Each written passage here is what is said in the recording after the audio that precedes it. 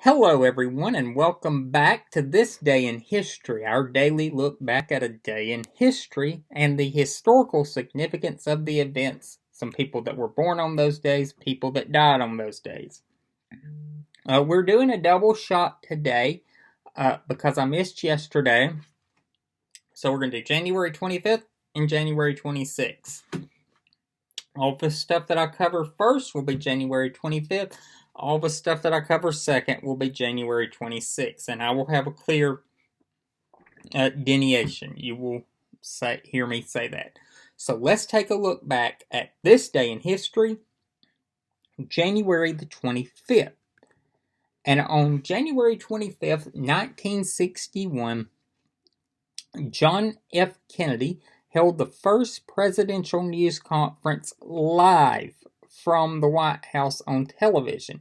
Previously, Eisenhower had done presidential news conferences on television, but they had been tape delayed. And some presidents had done them on the radio, but those were tape delayed. This was the first one that was live on television as it happened. And Kennedy really obviously played well to the television cameras. Eisenhower did as well. I don't think people realize Eisenhower was a photogenic man himself, but Kennedy really ate up the television and believed in its power as a medium. So on this day, he had the first presidential news conference that was live on television and ushered in a new age. Little did he know what would come later. Some births that occurred on January 25th. In 1860, in the Kansas Territory, in the city of Topeka, Charles Curtis was born. He was vice president from 1929 to 1933 for President Herbert Hoover.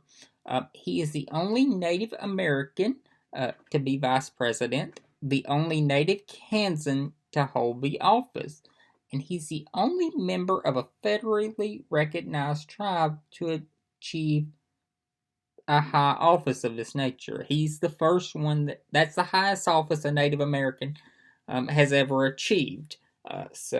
Charles Curtis, and he was a member of a federally recognized tribe, so he was a Native American. That is a big point in some quarters about people claiming they're a Native American. And he was a member of a federally recognized tribe. And he decorated his office in the artifacts. He was raised on a reservation and would return there later. So Charles Curtis, born on this day in 1860, and at the time he became vice president, he was the oldest vice president ever. He would be surpassed later by a man named Alvin Barkley, who was 71 when he became vice president. Some deaths that occurred on January 25th.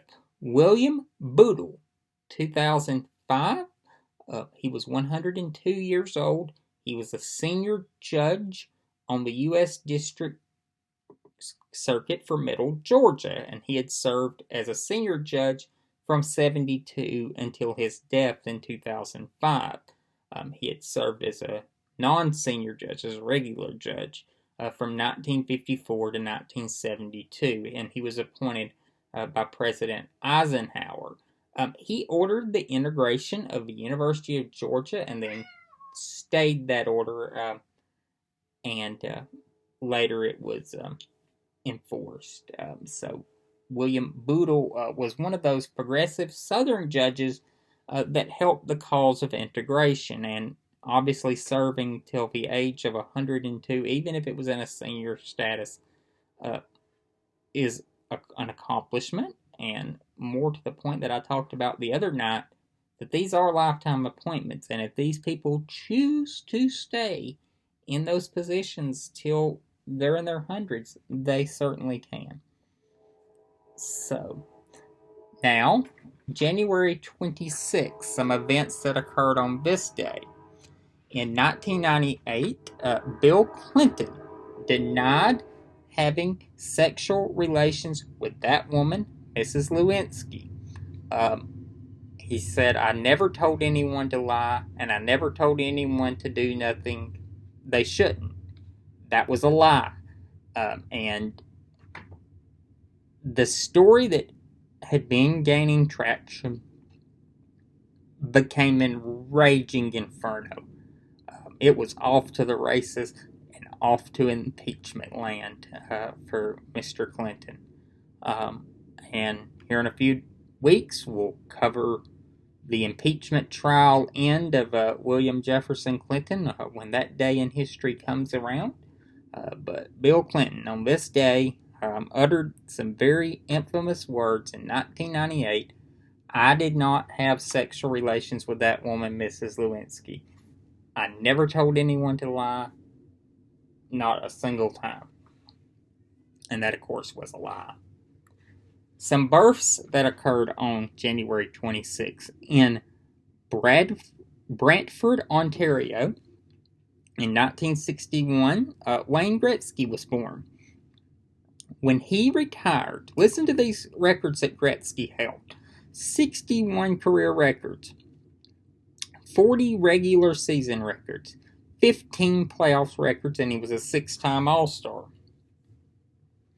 Gretzky holds every scoring record in NHL history.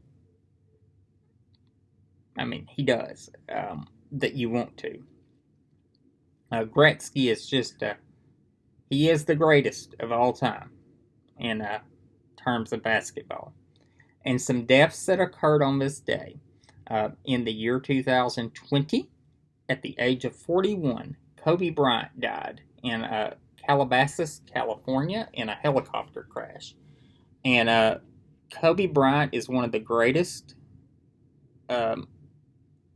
basketball players of all time. His records speak for themselves. He was the youngest ever to reach 30,000 points. He has the second highest single game scoring record in history at 81 points, and he achieved that on January 22nd, 2006. Only Wilt Chamberlain has more. Kobe Bryant has 2 jersey numbers retired by the LA Lakers, number 8 and number 24.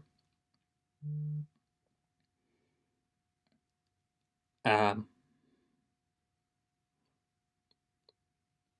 he's just was an incredible person. And the world lost a great person when Kobe Bryant died. So, I'm going to let that speak for itself. I'm going to read you some of Bryant's records and his career accomplishments. He's a 5-time NBA champion, 2-time Finals MVP. He was the most valuable player in 2008. He's an 18-time NBA All-Star, 4-time All-Star Game MVP, 11-time All-NBA First Team. He was 2-time All-NBA Second Team, 2-time All-NBA Third Team. He was a 9-time NBA All-Defensive First Team, 3-time All-Defensive Second Team. He's a 2-time scoring champion. He was a slam dunk contest winner in 1997. He was all-rookie second team in his 1997. And he was a Naismith Prep Player of the Year in 1996 and Parade All-American in 96. These are his career stats. 33,643 points, 7,047 rebounds, 6,306 assists. He won a gold medal in Beijing and London in the 2008 and 2012 Olympics, respectively. And he won the America's Championship in 2007. Yes, he was greatness personified. Thank you, everyone, and I'll see you again tomorrow.